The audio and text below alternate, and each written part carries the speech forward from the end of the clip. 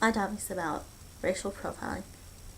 Benjamin Todd Gillis, former president and executive officer of the NAACP, once stated, "Racial profiling punishes innocent individuals for the past actions of those who look and sound like them.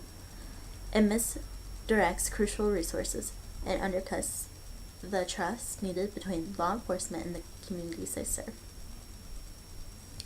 It has no place in our national discourse and no place in our nation's police departments." Racial profiling happens every day to thousands of people. You probably racially profile and you don't even realize you're doing it. But do you even know what racial profiling is? Do you know who uses racial profiling? Do you know who it affects? With all the research I did, I actually found out that there are two definitions for racial profiling, a broad and a narrow definition. According to the National Institute of Justice, racial profiling is a police practice that targets people for suspicion of crime based on their race, ethnicity, religion, or national origin. This would be a narrow definition. For instance, if I were a cop and I walked into Maurice's clothing store and I saw a brown woman who looked poor, I would assume she's going to steal something because she does not fit into the style or high maintenance that store requires. It's easy to judge someone based on how they look. But based on my research, according to the article from houselegislativestate.us, the broad definition of racial profiling is when a law enforcement officer uses race or ethnicity as one of the several factors in deciding to stop, question, and or arrest someone. For an example, if I were a police officer and I pulled someone over for speeding, but I noticed it was a Hispanic man with a lot of tattoos driving through an upper-class neighborhood during the day, I arrested him because he was speeding. But because of those other factors of being Hispanic in an upper-class neighborhood during the day, that affected the outcome of why I arrested him. That is racially profiling. When the man was doing nothing wrong, except for speeding, he could have gotten a ticket and it would have been just fine. Every day you hear in the news or read articles about police getting in trouble for racially profiling. It happens countless of times, and innocent civilians are imprisoned every day for it. Statistics, according to the Bureau of Justice of Statistics, state on December 31st, 2013, about 37% of imprisoned males were black, 32% were white, and 22% were Hispanic. Black males had higher imprisonment rates across all age groups than compared to Hispanic males. Police officers are not the only ones who use racial profiling. TSA agents, FBI, and other federal agencies do as well.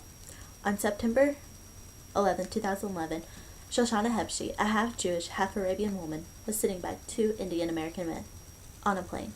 She and the men were removed by FBI agents because of the color of their skin. They did nothing wrong. Yet the woman was detained and held in a cell for 4 hours after being strip searched.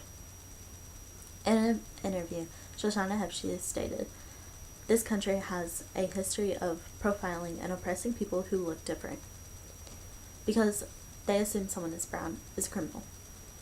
She has a point, and statistics show she is correct. It can't be easy knowing that your skin color and your name can put your freedom and rights at risk at any time. Racially profiling affects everyone. It affects people of color because they are more likely to be suspects. It affects police officers because they can be sued for racially profiling, so it affects their jobs. It affects the way police officers look at colored people. Instead of looking at them like they're human beings, they are more likely to be looked at like they're outrageous, fearing criminals. It affects the media because the media really hypes up the situation and reflects on the consequences. The media sways your way of thinking. If the media says racial profiling is bad, then more people are going to be against it. If the media says racial profiling is okay for police officers, then people are more likely to stand behind the police officers and agree with them. Racial profiling can cause ordinary citizens to become distrustful of the police. It Racial profiling will intensify the tension between minority groups and law enforcement. Laws intended to reprimand racial profiling will likely do more harm than good. Racial profiling is a police practice that targets people for suspicion of crime based on their race, ethnicity, religion, or national origin. Police officers, TSA agents, FBI, and other federal agencies use racial profiling as a technique for solving crimes. Racial profiling affects everyone differently, but it does more harm than good. So I am challenging you to inform yourself about racial profiling and to make a difference in the way colored people see themselves. They are human, not just suspects of crime. I am not trying to convince you whether racial profiling is right or wrong. That's not my business, but I am giving you the information to open your eyes to what's going on in the world and to form your own opinions about racial profiling. Thank you.